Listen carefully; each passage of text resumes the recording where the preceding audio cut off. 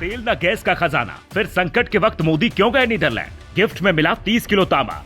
एक बच्चे के हाथ में दिखा ऐसा पोस्टर, मोदी भी होंगे गदगद। राजा रानी से मुलाकात में क्या हुई बात? पहले यूएई को बताया दूसरा घर, फिर नीदरलैंड में क्यों करने लगे गरीबी के दलदल में जाने का जिक्र। ये तस्वीरें हैं प्रधानमंत्री नरेंद्र मोदी के नीदरलैंड दौरे की, जहां उन्हें साल 2017 की यात्रा के दौरान एक साइकिल गिफ्ट के रूप में मिली थी, क्योंकि साइकिल वहां के परिवहन का मुख्य साधन है। बच्चों से लेकर प्रधानमंत्री तक सब वहां साइकिल चलाते नजर आते हैं।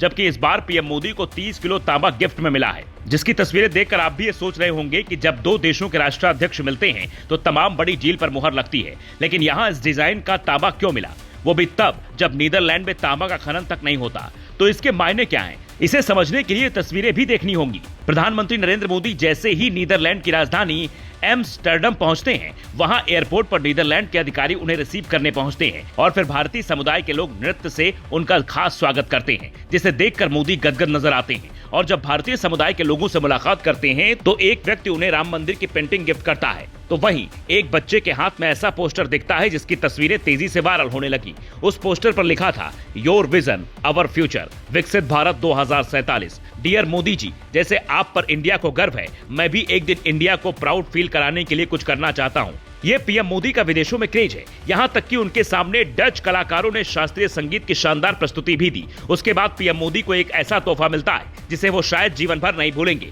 ये तोहफा है 30 किलो के ये कॉपर प्लेट्स।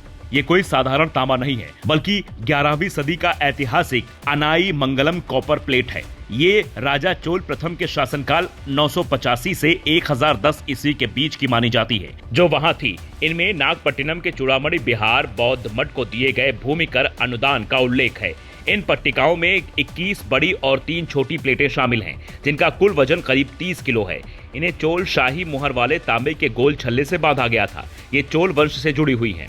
कहा जाता है अंग्रेजों से पहले जब डच हिंदुस्तान आए तो उन्होंने व्यापार का केंद्र यहाँ जगह जगह स्थापित किया, तो उसी दौरान ये नीदरलैंड ले जाया गया था, जिसे भारत लंबे वक्त से वापस मांग रहा था, पर सहमति नहीं बन पा रही थी। अब मोदी इतनी प्राचीन विरासत को भारत ला रहे हैं, साथ ही दुनिया को ये आगाह भी कर रहे हैं कि अगर चीजें नहीं बदली तो दुनिया के कई देश गरीबी के दलदल में फंस सकते हैं।